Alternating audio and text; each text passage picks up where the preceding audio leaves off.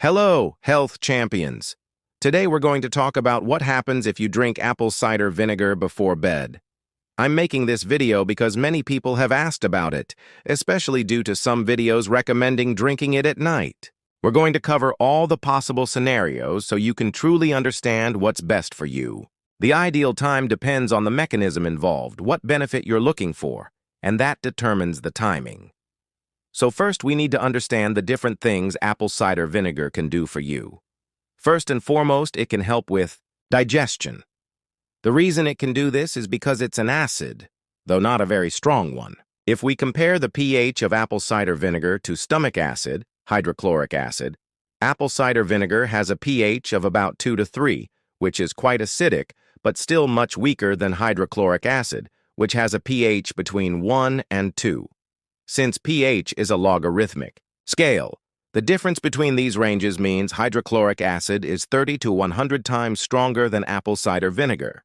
So while apple cider vinegar significantly aids digestion, it doesn't directly digest food. It activates the digestive system. In the stomach, there are cells called parietal cells that produce hydrochloric acid. Apple cider vinegar stimulates these cells, and as a result, an enzyme called pepsin is released to begin the preliminary breakdown of proteins. While all this happens in the stomach, the next step involves stimulating the gallbladder to release bile and prompting the pancreas to release digestive enzymes into the small intestine. This cascade begins with the activity in the stomach, so everything follows a certain sequence. Apple cider vinegar can initiate this process. The pancreas releases protease to further break down proteins into amino acids, lipase to break down fats, which the bile started to emulsify, and also amylase to start carbohydrate digestion. Apple cider vinegar can be incredibly helpful here, especially for people who suffer from hypochlorhydria, a condition where the stomach doesn't produce enough acid. This can lead to bloating, various digestive discomforts, and malabsorption, which means nutrients aren't absorbed properly. Without proper stomach acid, the body can also miss out on essential minerals like iron, calcium, and magnesium. A lack of acid can even cause acid reflux or gastroesophageal reflux disease, GERD, which is one of the biggest misconceptions. People feel the burning and think they have too much acid, but in reality, they often have too little. When food isn't properly broken down, it sits in the stomach and ferments, causing gases and reflux symptoms. Apple cider vinegar can also help regulate blood sugar levels. Its active ingredient, acetic acid, improves stomach acidity, which slows gastric emptying and the absorption rate of carbohydrates, preventing blood sugar spikes. In fact, research shows that people who take apple cider vinegar during or before meals can increase insulin sensitivity by up to 34%. This effect is particularly strong in people with insulin resistance or type 2 diabetes. Apple cider vinegar can also help with fat burning. It stimulates fat metabolism by activating an enzyme called AMP-activated protein kinase, AMPK. AMP stands for adenosine monophosphate. If that sounds like adenosine triphosphate, ATP, that's because they're related. Adenosine is the base molecule, and when you attach one phosphate group to it, you get AMP. Attach two phosphates and you get ADP, adenosine diphosphate, and 3 gives you ATP, the energy currency of the body. So, the more phosphates, the more energy potential. The more phosphate groups we add, the higher the energy potential, like storing energy in a spring. When we have ATP, we're fully charged to use that energy. Releasing one phosphate turns it into ADP, and we usually go back and forth between ADP and ATP. But in very low energy states, it drops to AMP, adenosine monophosphate. AMPK, AMP-activated protein kinase, monitors the ratio between AMP, low energy, and ATP, high energy. A higher AMP to ATP ratio signals low energy, triggering the body to produce more energy by burning fat. Apple cider vinegar, ACV, slightly boosts this process, helping increase fat burning and reduce fat storage. ACV can also reduce appetite by raising GLP-1, a satiety hormone, making you feel fuller. It supports gut health too. Acetic acid, the active ingredient in ACV, is a short-chain fatty acid that both feeds and is produced by gut bacteria.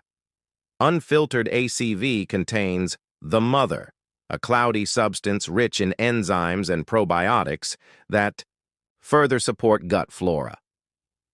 So, when should you take ACV? That depends on your goal. Morning on an empty stomach. It preps digestion for the day, supports detox, boosts metabolism, activates AMPK, and promotes gut health. Even if you eat hours later, the process is already primed. Some digestive enzymes may enter the bloodstream, gently clearing out unwanted proteins and waste. Before meals, 15-20 minutes prior. This enhances digestion, especially protein and mineral absorption, and helps prevent acid reflux. It also improves blood sugar control and insulin sensitivity. Before bed, it may improve gut health and help stabilize overnight blood sugar, especially beneficial for people with insulin resistance or type 2 diabetes. However, if you're prone to low blood sugar at night, hypoglycemia, this might not be the best option. If you do take it at night, rinse your mouth afterward and wait 30 minutes before brushing your teeth to protect your enamel, as vinegar can weaken it. Dosage: 1 tablespoon, 15 milliliter, diluted in 8 to 16 ounces, 250, 500 milliliters of water, regardless of the time of day. Dilution helps reduce acid irritation to your esophagus, and low-carb meals don't require as much blood sugar control. But if your meal contains more carbs, then you can double the amount of apple cider vinegar to give your body an extra boost in managing the glycemic response. However, here's the catch. If you double the vinegar, you also need to double the amount of water. That means you'll need to take anywhere from 16 to 32 ounces, about half a liter to 1 liter, which is quite a bit. You also want to make sure to drink it before you start eating, ideally at least 20, but preferably 30 minutes prior to your meal. That way, your body can absorb the liquid properly, and it won't interfere with digestion. Now, if you're taking it in the evening or before bed, you should reduce the amount. This is a key point.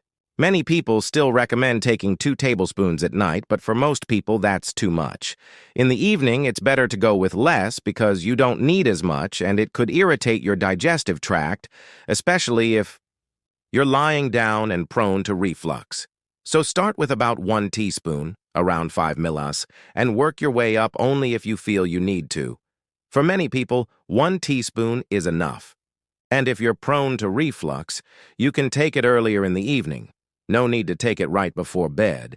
If you eat your last meal at 6 p.m. and go to bed at 10 p.m., you could take it at 8 or 9 p.m.